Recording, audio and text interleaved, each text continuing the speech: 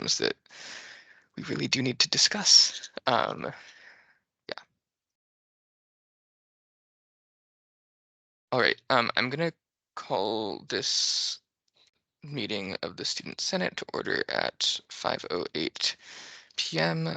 Since we don't have quorum, we won't be addressing the consent items. Those have to be tabled per our bylaws. I guess actually I skipped revisions to the agenda. Haha.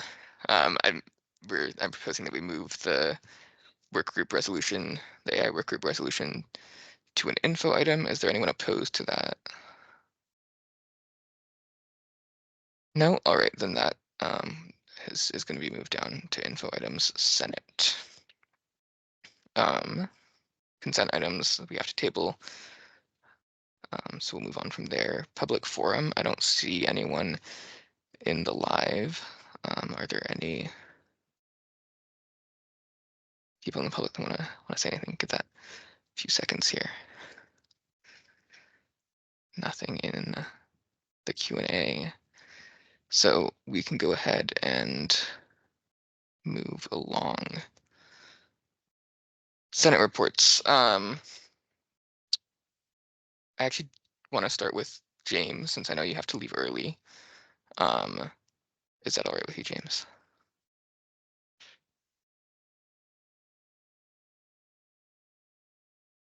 Or the at-large senator contingent, I don't know. But mostly because James has to leave. I am here. Sorry, took me a while to get back to the meeting. Yeah, for Senate report, I pretty much wrapped up my work with arbitrary borders. There's a committee that's formed now. I no longer have jurisdiction over that project. And just continuing to go to committee meetings and things. And I'm of course working on the AI resolution / argumentative paper. So yeah, that's all I have. Hey. Yeah, thank you, James. Lauren? So what I've been working on as of lately is wrapping up the bylaws, which will be presented here soon with LAC, the Legislative Affairs Council. Our work has really slowed down, but we're still having meetings and just discussing goals for next year and setting goals. And then a lot of the work I have been doing has been kind of helping the Office of Civic Engagement with like voter turnout and also just candidate filing. That was a big thing that I worked on the last couple weeks. And I'm working on like some emails and social media posts to just get more engagement with voting. That was one of the goals I set for myself in the beginning of the year. Yeah, that's what I've been doing. Awesome, thank you. Are there any questions for the at-large senators on what they talked about? No, all right, we'll move on then to my report, and ideally we'll keep these sort of, oh, that's a question from Devin, go ahead. I did have a question.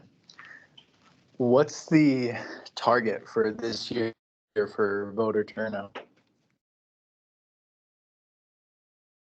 The target as in like goal percentage wise or? Yeah. Okay. I don't believe the Office of Civic Engagement has a specific percentage that they're looking for, just increasing the turnout overall. For me, I set a goal for 5%. I believe last year was 3% of the student body voted. So that's kind of my own goal. But yeah. Cool, just curious. Thank you. Yeah. Well, thank you, Lauren and James, for your reports. It's good to check in and see what we're all doing. I'll move on then to my report. I think I have a few things. I think maybe most relevant one is that the conference committee, and you'll see a draft of the charter, but essentially the conference committee is the chairs and vice chairs of the Senate and the executive board. The conference committee will be sort of acting in a like rapid response sort of way if something happens on campus, since we know the divestment campaign is picking up. There could be potential encampment, protests, things like that that may sort of warrant a quicker response than our student government processes generally allow. We haven't sort of fully figured out what that means. My view is that that body would sort of be speaking on behalf of the 4 people in the room and not on behalf of the whole student government, but sort of just getting something out there quickly is the idea there. Another thing is the Student Tech Fee Initiatives Committee is voting on recommendations that it will be sent to us for approval pretty soon here. I think ready for approval on the 22nd, I believe, is when I sort of have it in our plans. That'll be something that'll be going before the Senate. If you have questions about that, ask me. I can also sort of share more if there's interest. Some updates from Faculty Senate. This is relevant to our Humanities and Social Sciences senators as well as our College of the Environment senators. There was a very sort of complex faculty issue around like space in Arnson Hall. There was sort of a draft proposal that was made by a consultant to have geology like temporarily move into the basement of Arnson Hall, and there wasn't really any plan to like put CHSS anywhere else. There was this big, discussion in Faculty Senate about how the administration didn't like get all the necessary perspectives in before like making this proposal, and it got like leaked. It was, according to the provost, like it was a concept, not a plan. I don't know what that means. But yeah, I think that's just something that maybe you might want to talk to your faculty if you're in CHSS or CNV about that, because I think it's something that was pretty contentious in Faculty Senate. Yeah. On the fee referendum, and I don't know if Lily, you want to share this, but we did get an opinion from the AAG, and Lolo seems surprised. Did you want to jump in? That is news to me. That's Okay, exciting. then Go I'll. ahead. I think you were on the email, but or maybe you weren't. That's entirely possible. But basically, the AAG said yes, this is fine to put on the ballot. You just should probably add a note saying that the Board of Trustees will probably have to approve this fee. They've approved all the previous fees, but we're basically good there, it seems like. Lastly, I talked to the provost last week, and I think there were some insightful answers to some questions I had. First of all, there's been some sort of reports out of the College of Science and Engineering in the engineering department about like a sort of hostile environment for women and queer folk, and the provost says that he's like meeting and trying to resolve that, and I think the chair over there like resigned or something. It's a whole mess, but it sounds like there is something being done about it at sort of the administrative level. And the other thing was I asked sort of in the current climate of occupations and encampments, what would Western do in that situation? And Brad basically said that the university police would like not escalate and would do their best to try to keep everyone safe, which I think is sort of that's a politician answer, but that's reassuring more than like, oh, we're gonna tear gas everyone. Yeah, I think that's all I've got for my report. Are there any questions about any of those things?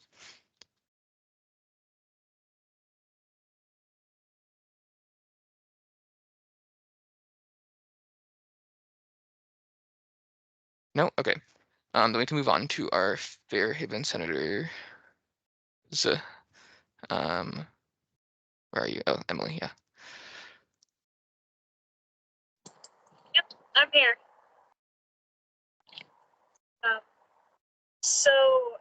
At Fairhaven, we have been working on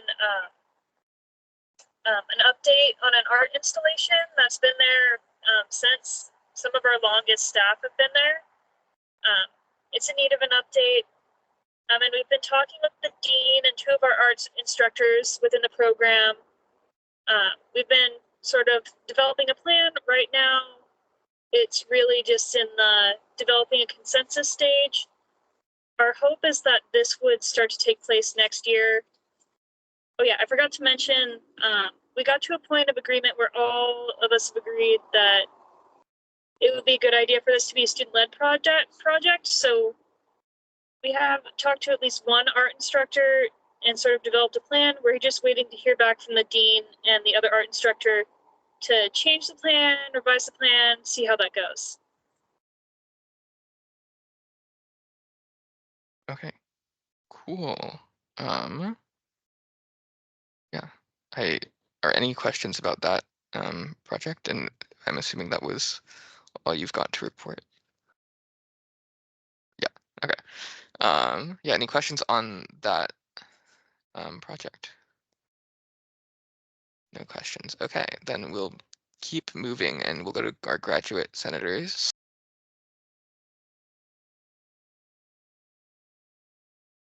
Yeah, so Ellen and I met with the graduate dean last week, and we were able to kind of narrow down a couple of goals. So we're hoping to have more graduate student senator interaction, or at least some kind of interaction, because it's really hard to reach graduate students since they're so busy and they're from all these different colleges. And then also to provide opportunities for graduate students from different programs to interact with each other. And so to reach those goals, we are kind of focusing on two things. One, we've got a graduate student event on May 22nd at Boundary Bay Brewing that we're going to be putting on. We're going to have icebreakers, just casual mingling, and then a trivia with prizes. And I have reached out to all of the graduate faculty for help coming up with trivia questions from each program. So that'll be super awesome. And then we're also putting together a survey that will go out to graduate students in the fall.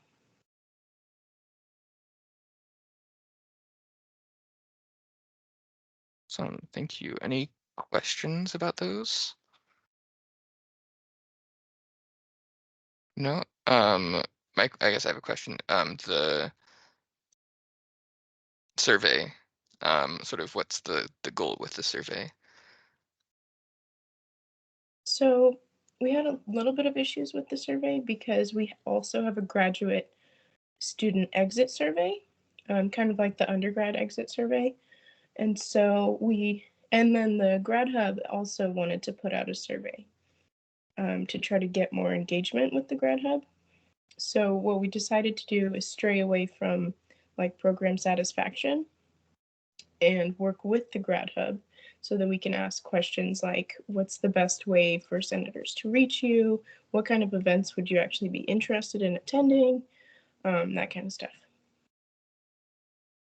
Okay, cool. Then thank you for that report, Mia. Move on to our environment senators.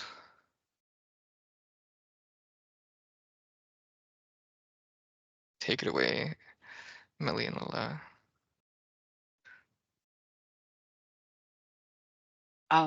I can go first.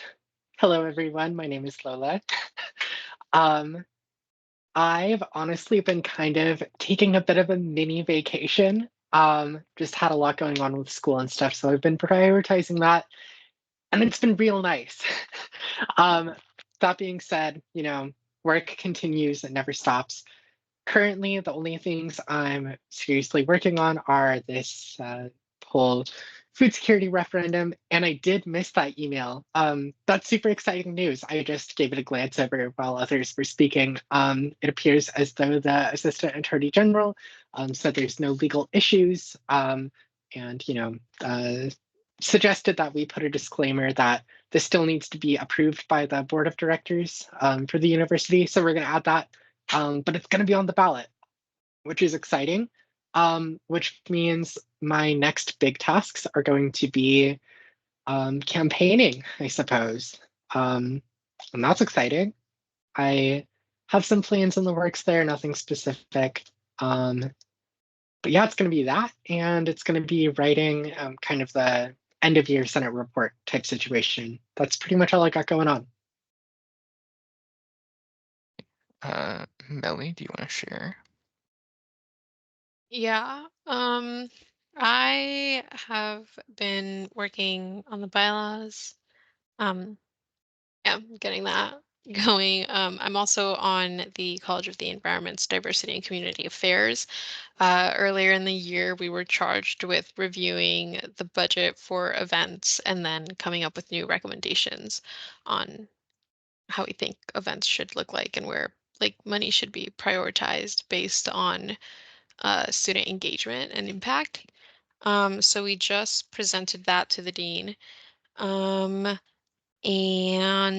aside from that, ooh, the Academic Dishonesty Board, which I've been on all year, but I have not gone to a single meeting because there were none in fall quarter and it just didn't fit with my schedule winter quarter. We have a couple of sessions coming up and they look like they fit within my time frame, so hopefully I get to sit in on that because that's like what I've been the most excited about. Um, and then aside from that, I've kind of just been hanging out. I don't know. Cool. Thank you guys. Are there any questions? I actually do have a question for Lola. Yep. Hey. uh, um, I mean, it's related to campaigning. As far as I understand, I think there are like limitations as to who can campaign. Um, and I was just hoping to get some clarity because I'm not super sure if I like have the right understanding or like who in this case would be able to campaign. I think that's a good question. I know for a fact that I, as the primary sponsor, am able to. I imagine others are. I haven't witnessed myself any restrictions saying that others can't advocate for this. I think it's kind of the same situation where if we're seeking official endorsement from folk, we might need to run that by Isaac. But yeah, most of the election code is centered around folk and like people campaigning. But in terms of like doing the work of like helping put stuff up for a referendum, yeah, I haven't seen any explicit restrictions there. If anyone has seen anything and would like to flag it now, by all means. Yeah, I haven't extensively read the elections code. I believe there are some restrictions on campaigning even for referenda, especially with relation to use of state resources, including sort of our working hours. So I think that's something probably a question for Adam and Isaac. Yeah, I don't know, Leon, if you have any insight into that. I don't I think you've mean, been I in would the just loop. tell people to read the elections code. I can send it to you really quick, but I mean, yeah, take a look at the elections code and see if you can get your question answered in there. And then if you can't, I would email Isaac. But yeah, and honestly, I'm not even really sure what the specific question here is. Are you asking like whether or not, Melly, are you trying to ask whether or not you can help Lola campaign for the referendum? Like what? I'm not sure what the question is, honestly. I just wanted to know who can campaign.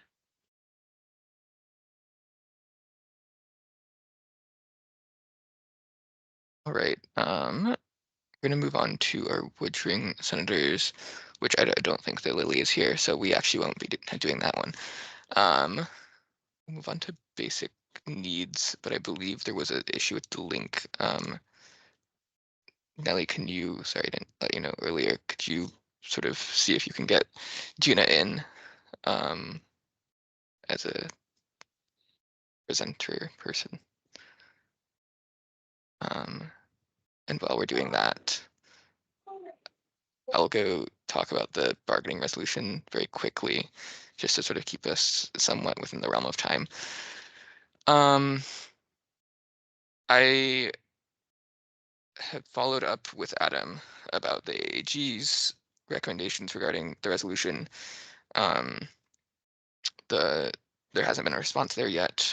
Adam said that he basically asked the question, is there a conflict of interest here? And then he brought up the context of obviously the bargaining and then the student government's role in the budget recommendation process. So that's sort of what he sent over to the AAG. I've also been meeting, I think sort of there were two questions. One was, is this something the students support? And the other one is this a conflict of interest? Like I've said last time, I don't really think the conflict of interest one is like a, real concern, but that's, up to all of us to decide together.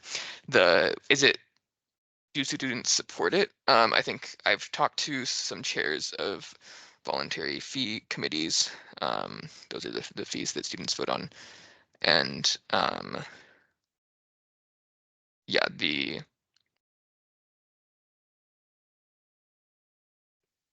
brain stopped working. Oh yeah, there's like people are generally supportive of the idea of the AS supporting fee waivers as long as they're in the form where the university is still sort of would be paying that fee for the student.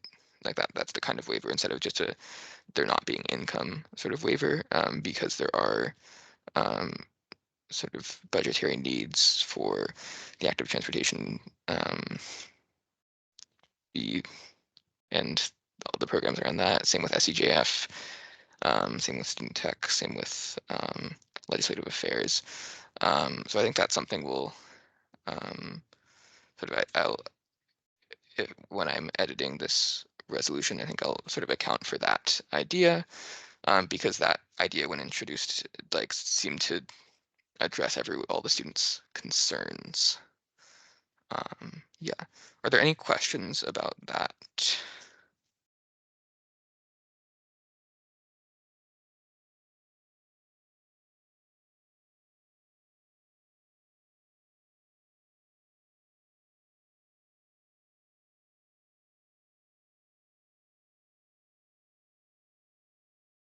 Okay, with no questions about that, I still don't think that Gina's been able to join. It does look like Nelly sent that to her. I'm thinking we just keep moving. Hopefully she can join us later. If not, we'll try to get her back here to talk about basic needs. So let's move on to the conference committee charter. Nelly, could you pull up Doc 1?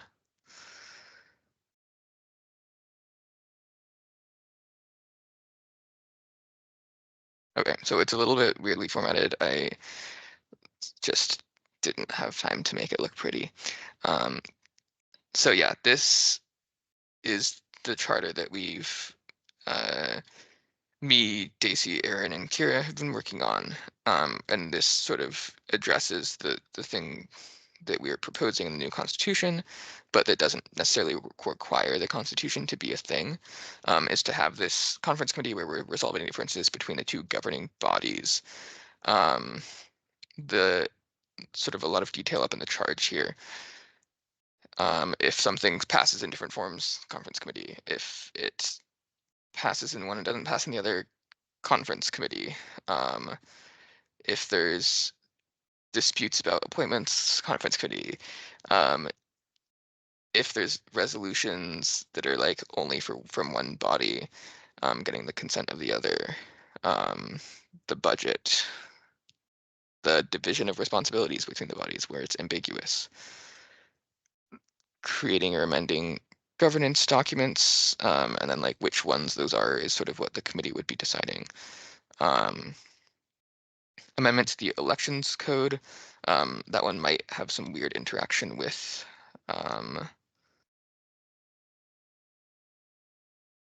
the constitutional referendum.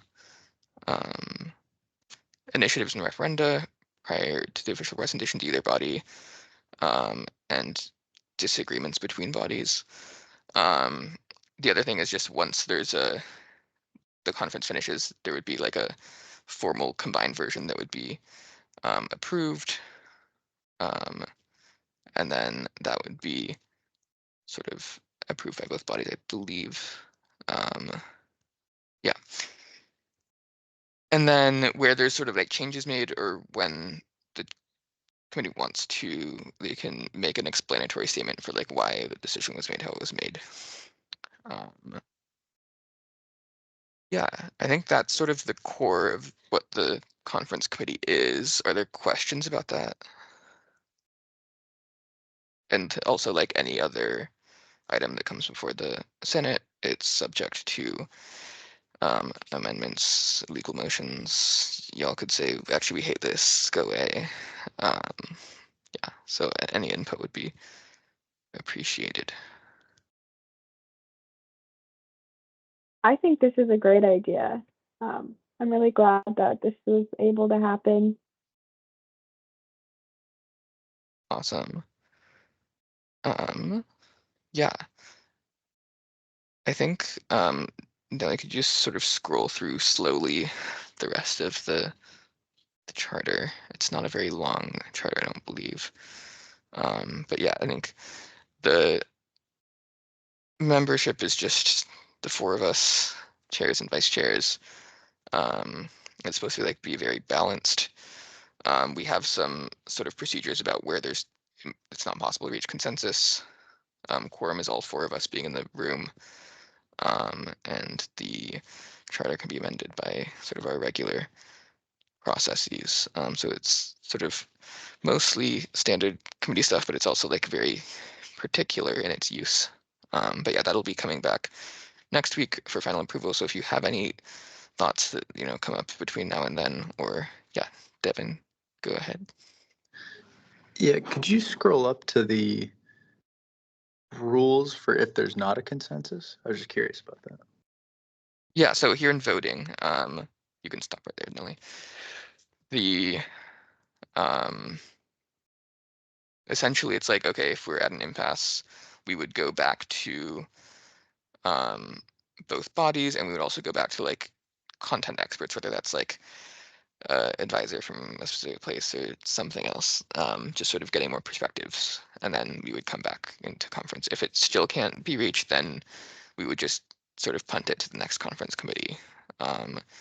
For the budget in particular, to sort of make sure we don't run into a time where there's not a budget, there would be sort of an impasse, and then the chairs would meet with the fund financial manager, Dr. Fred Collins, currently, to sort of get that to come to a final budget, and then explain sort of that process. I think we talked a lot about this, and we think this like works pretty well, but also like it's all theory right now.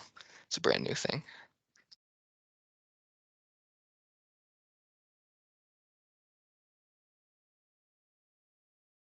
Yeah, Devin. Yeah, so I see the last sentence there in that second paragraph regarding the budget. When a budget is not passed by both bodies, the co-chairs must create a joint explanatory statement. Is that written anywhere else or just in this document? Yeah, so the joint explanatory statements language is only in this charter. It's in there a few places, and that's just to sort of explain the decision making in some situations. Okay, I was just curious. Thank you.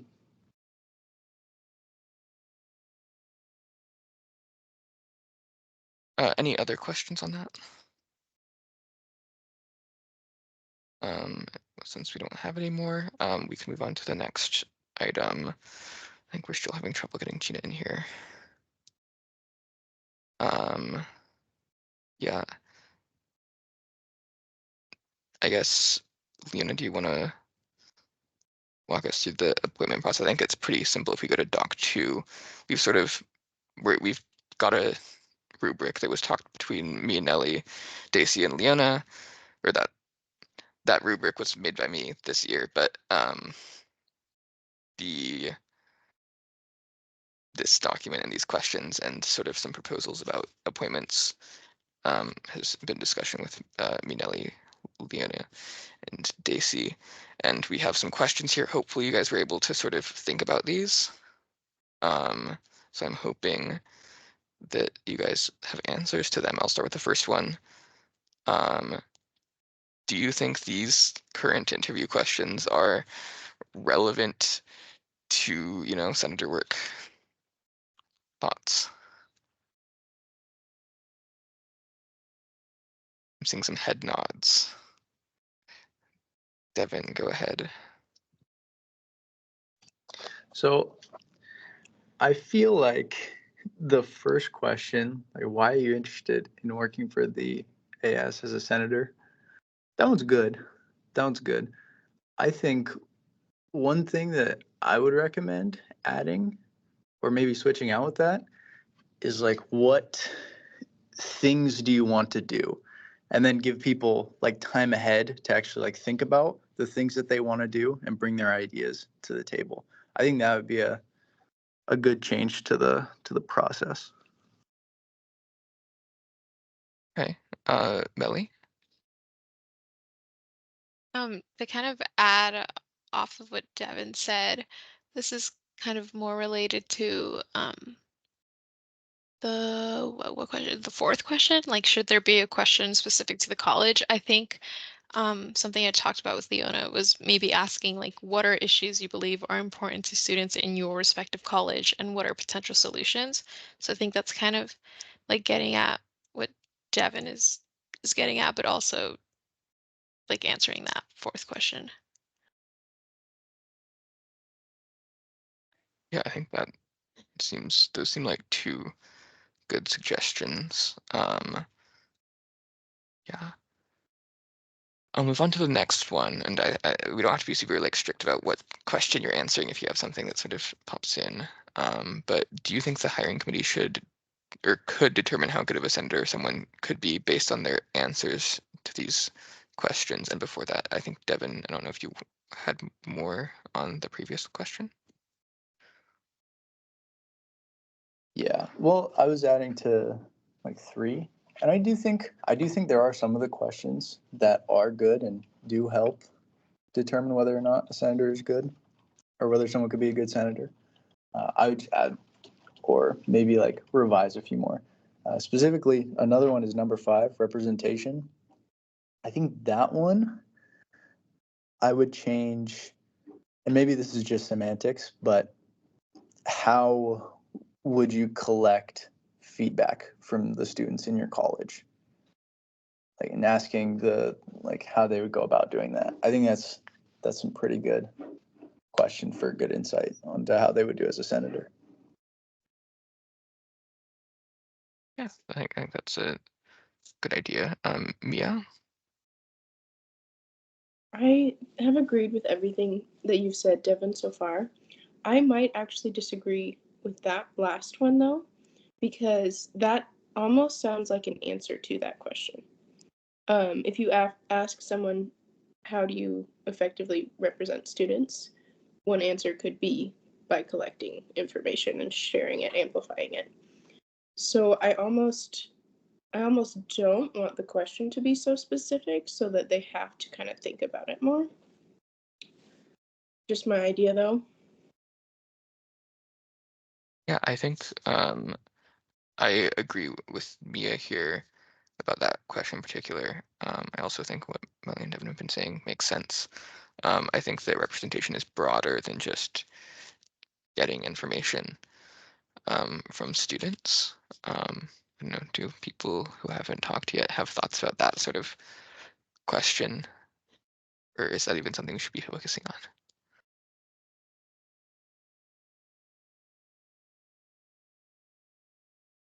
Yeah, Devin, go ahead. Yeah, I actually like that. I agree. I agree with you, Mila. I think that's some good insight, because there are two different ways you could really go about representation. You can either be a trustee or you could be an act like direct representative. So I actually like that. I like the openness of it.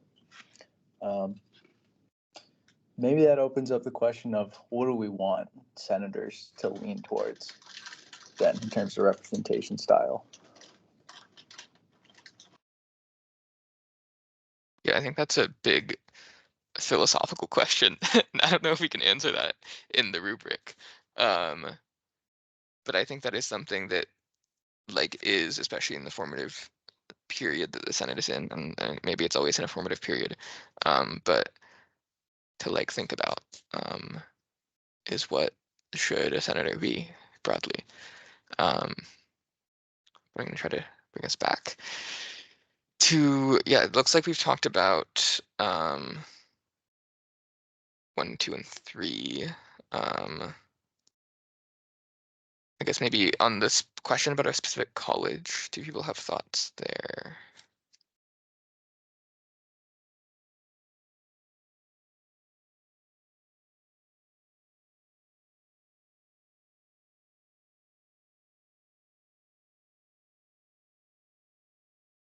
No one has any thoughts, and oh, yeah. Go ahead. I would say no. I don't think it's necessary. It could be fun to know, but I don't think it's not, it might just kind of add to the stress, I guess.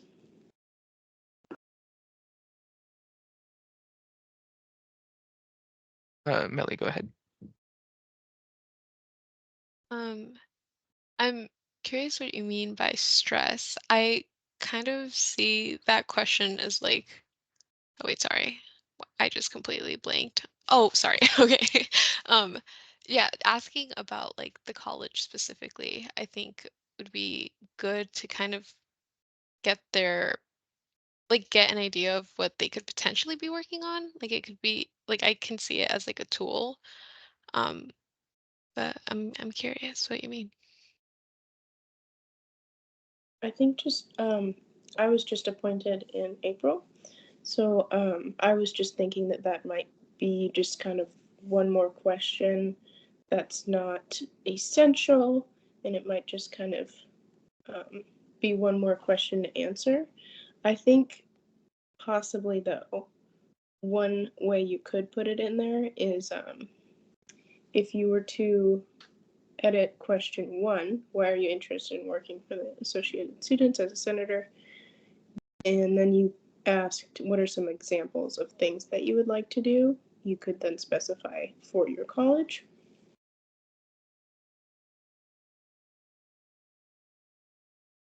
Yeah, I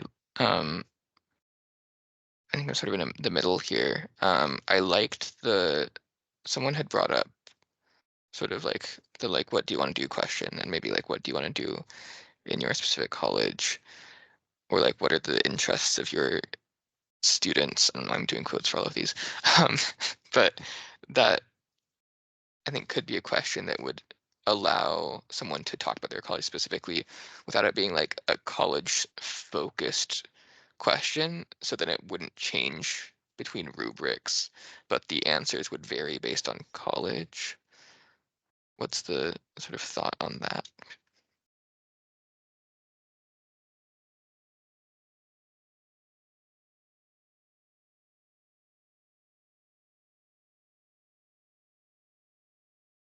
Sounds like a resounding, oh, look at that. Devin. Yeah, says Yeah, she likes that I idea. like it. Yeah, I was Cool. gonna second that. Yeah. Okay. So I think the answer to 4 for us right now is kind of. this is a very broad question. Should the questions on the rubric be more specific, or do we think they sort of are adequate at this time?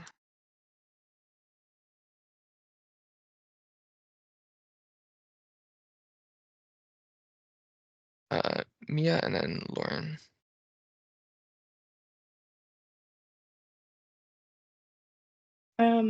I was thinking question 9. Going into the interview, I was not 100% sure what a committee was. So possibly just kind of specifying, do you have room in your schedule to attend additional meetings in any committees you're in, like once every 2 weeks or, something like that.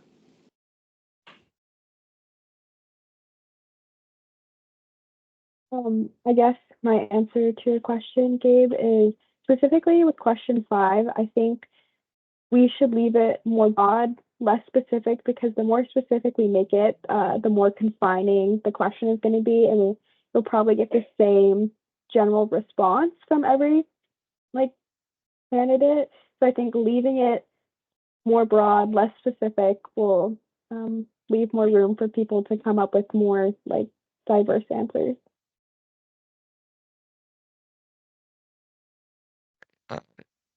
Devin? So for question 8, I would suggest just letting people know that is required that they have time for it, because the Senate meetings are really important. That's my only thing with that one. Everything else looks pretty good. Okay. Yeah, I think that. I don't know if that fits in the rubric or in job description or something, but I think that's certainly something we can put into the process. Yeah. I'm going to open it up just any sort of feedback on the rubric based on the questions or not. Does anyone want to sort of shoot off any of that before I pass it off to John for the AI resolution? Devin, is that a new hand? No. Okay. Then we'll have Melly go. I don't really have a question, more of a comment for question 6. I don't like the framing of it. It makes me think that I will be given excessive demands, and that doesn't really sound appealing to me.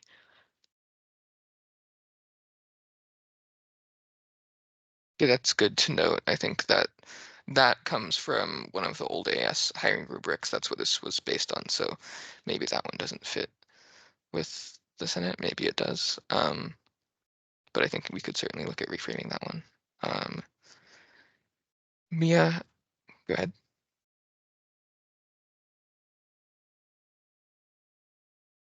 You're muted. You reminded me that was also a question that caught my eye. I feel like it's important in general, because time management is huge especially when you kind of manage your own schedule for the most part. But specifically, I thought maybe wording it as more than you could handle or something like that, because excessive is also subjective to each person as well.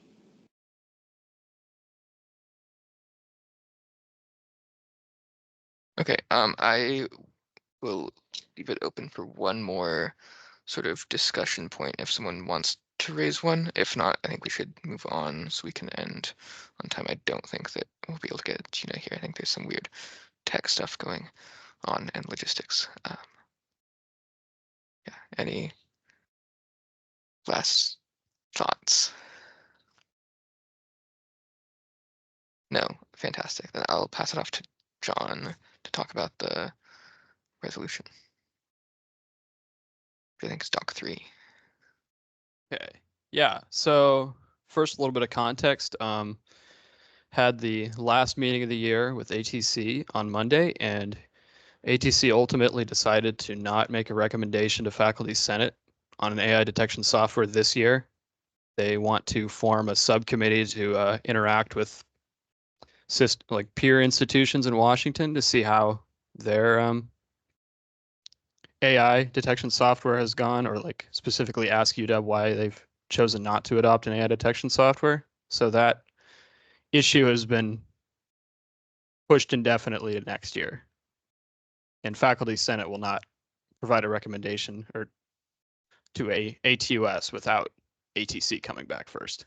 So that's the timeline has been moved on that, which I think is a small victory for the meantime. But anyway, I finished a draft, the working group of the AI detection resolution, and it was originally going to be an action item today, but upon hearing feedback from Leona as well as other members of the group, we think that it may be valuable to kind of form the resolution in a way that's not like a typical resolution, but more of like an argumentative paper for it to be more effective. And considering we now have plenty of time essentially for this, I think that would be valuable. I open to any thoughts on that, although, and Nellie, if you could pull up the document, please. There we go. So right now it reads as similar to other resolutions that have been put out, where you have clauses in the beginning that provide context, and then resolving clauses for what action we would like Western to take, as well as sources. So I think it could be organized in a better way that would be more effective, as well as arguing the merits of not having an AI detection software. So, but yeah, this is the draft I have, and welcome any input on it. Yeah.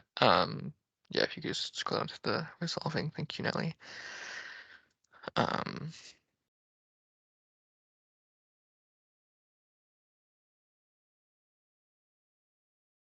If people have questions or comments about this, even like what form it should take, I think all are welcome.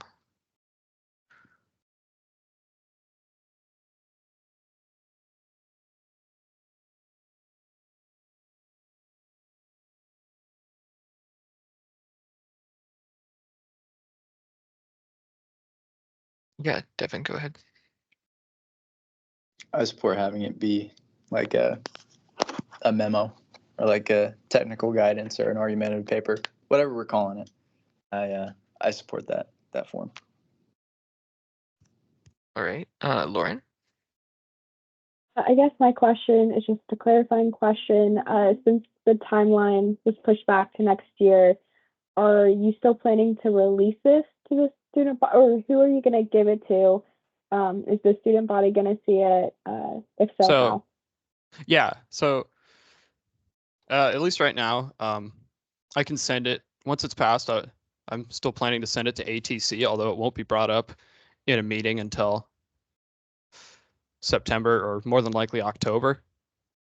So, but once it passes the Senate, I'm going to present it to. I plan to present it to the Faculty Senate, as well as possibly the provost if he has time. So, yeah, but those are the main audiences that I want to have see it.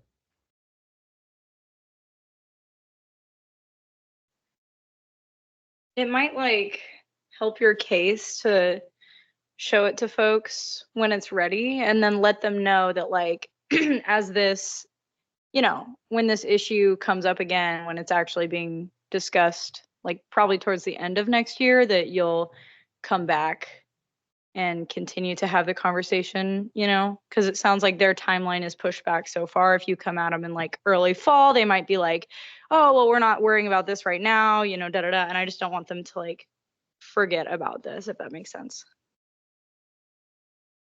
Yeah.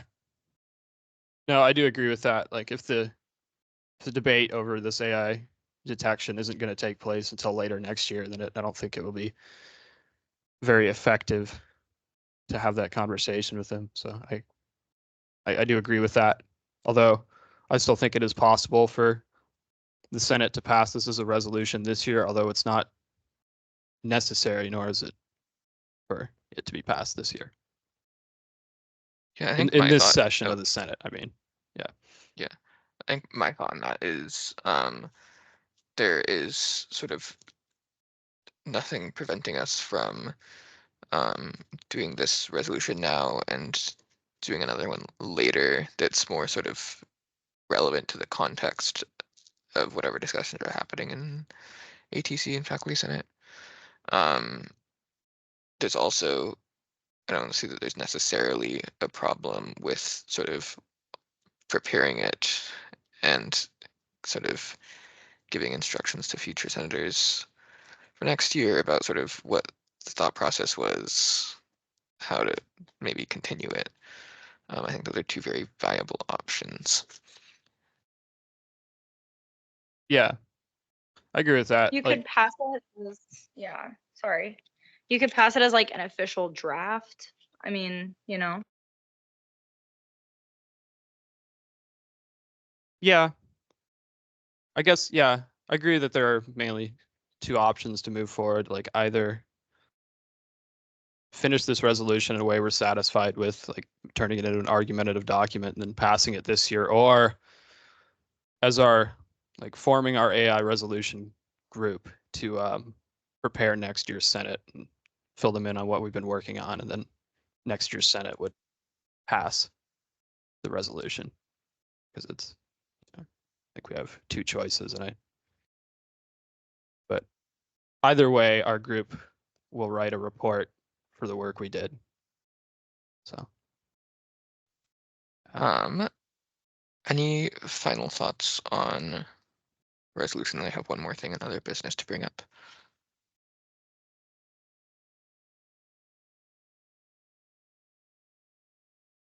No? Okay, well, I think the AI work group is probably gonna sort of decide how we want to move forward.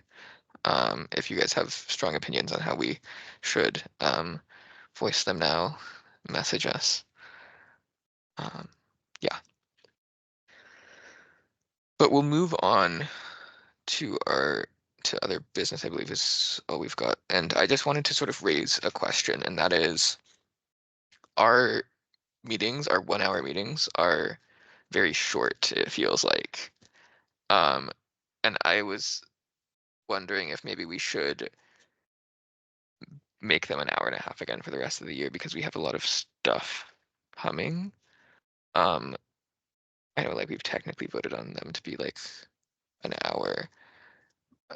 So logistically how that happens, I don't know. But I'm sort of wondering what people's thoughts are on having it be an hour and a half. I think we could sort of put things that aren't action in that 30 minutes afterwards, because I know we had sort of a quorum concern regarding, I think, Ellen having to leave right at 6. But I'm sort of wondering what you guys' thoughts are.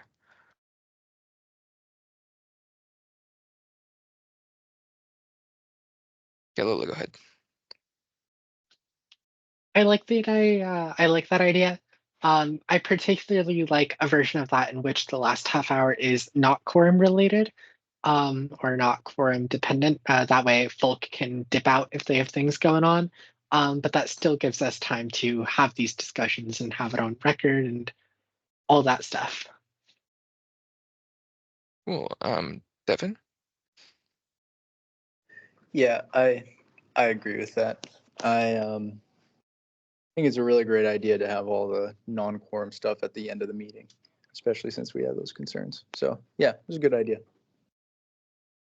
Okay.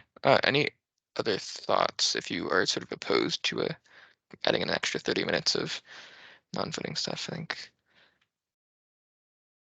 doesn't seem like anyone's opposed. I'll run it by the people that can regularly come to our meetings, and then we can figure out a way to move forward. But yeah, Leona, did you have something you wanted to say? I just think, you know, people might not feel super comfortable like expressing how they really feel about something like this, unless it was anonymous. So I think it would be a good idea to maybe put out like a little survey or something, and then depending on what people say on that, maybe having it as something we vote on at the next meeting. Yeah, I think You don't that's have to certainly do that, be a but possibility. I think the other option is if we at that next meeting we can always sort of go past our time. We've done it before, we're doing it right now. So I think yeah, I would have sort of concern. I think yeah, if we could do a survey, sort of a preliminary thing, but I think that that could raise an OPMA concern about secret ballots and straw polls, which might not be legal. But yeah, I think that's the sort of logistics of this. I think it's good. It sounds like there's not a lot of opposition to people that are in the room right now, but I will sort of hopefully keep working on this until next week, and then hopefully have something for us more formally next week to sort of figure out. Yeah. Does anyone else have something that they want to bring up in other business? If not, which it doesn't look like it. Oh, yeah, Leona. Yeah, I just sent out the sign up sheet for tabling to get out the vote. So this is a project that Mallory, the director of OCE, is in charge of, and she asked me to ask you all to help her with tabling. So you can check your email for more info about that and let me know if you have any questions. Right. Yeah, sign up if you have time and don't have. I think if you're running a referendum, you probably should not be tabling. I think that's their guidance, but you can. That seems like ethical. Anyway, I'm going to adjourn this meeting of the Student Senate at 6:05 p.m. Thank you all for being here. Yeah. Have a good rest of your Wednesday.